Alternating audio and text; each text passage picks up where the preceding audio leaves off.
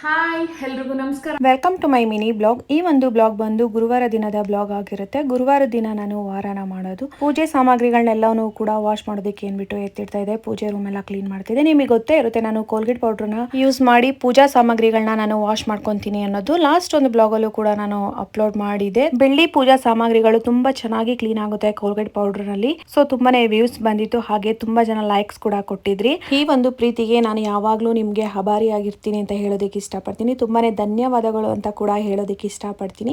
ಇವಾಗ ನಾನು ಡೀಟೇಲ್ ಆಗಿ ತೋರಿಸ್ತಾ ಇಲ್ಲ, ಲಾಸ್ಟ್ ಒಂದು ಬ್ಲಾಗ್ ಅಲ್ಲೇನೆ ತುಂಬಾ ಡೀಟೇಲ್ ಆಗಿ ಎಲ್ಲ ತೋರಿಸಿದೆ ಯಾವ ರೀತಿ ಕ್ಲೀನ್ ಆಗುತ್ತೆ ಅನ್ನೋದನ್ನ. ನಿಮ್ಗೆ ಏನಾದ್ರೂ ಡೀಟೇಲ್ ಆಗಿ ಏನಾದ್ರೂ ಬೆಳ್ಳಿ ಪೂಜಾ ಸಾಮಗ್ರಿಗಳನ್ನ ಯಾವ ರೀತಿ ಕ್ಲೀನ್ ಮಾಡೋದು ಅನ್ನೋದು ಏನಾದ್ರೂ ಡೀಟೇಲ್ಸ್ ಬೇಕಿದ್ರೆ ನನ್ನ ಯೂಟ್ಯೂಬ್ ಚಾನಲ್ ಅಲ್ಲಿ ನಾನು ಅಪ್ಲೋಡ್ ಮಾಡಿದೀನಿ. ನಿಮ್ಗೆ ಏನಾದ್ರೂ ಇಂಟ್ರೆಸ್ಟ್ ಇದ್ರೆ ನೀವು ಚೆಕ್ ಮಾಡಬಹುದು. ನಾನು ವೀಕ್ಲಿ ಒನ್ ಡೇ ವಾರ ಅಂದ್ರೆ ಪೂಜೆ ಸಾಮಾನೆಲ್ಲ ಎತ್ತಿ ಕ್ಲೀನ್ ಮಾಡಿ ಪೂಜೆ ರೂಮ್ ಎಲ್ಲ ಕ್ಲೀನ್ ಮಾಡ್ತಾ ಇದ್ದೆ. ಬಟ್ ಅದು ವೀಕ್ ಹುಟ್ಟಿದ ಮೇಲೆ ಸ್ವಲ್ಪ ಟೈಮ್ ಸಿಗೋದಿಲ್ಲ. ಸೊ ಹಾಗಾಗಿ ನಾನು 15 ಡೇಸ್ಗೆ ಒನ್ ಟೈಮು ನಾನು ವಾರ ಅಂತ ಮಾಡ್ತೀನಿ. ಡೈಲಿ ಪೂಜೆನ ಮಾಡ್ಕೊಂತೀನಿ. ಬಟ್ ಪೂಜೆ ಸಾಮಾನೆಲ್ಲ ಕ್ಲೀನ್ ಮಾಡಿ ಮಾಡೋದು 15 ಡೇಸ್ಗೆ ಒಂದೇ ಟೈಮು.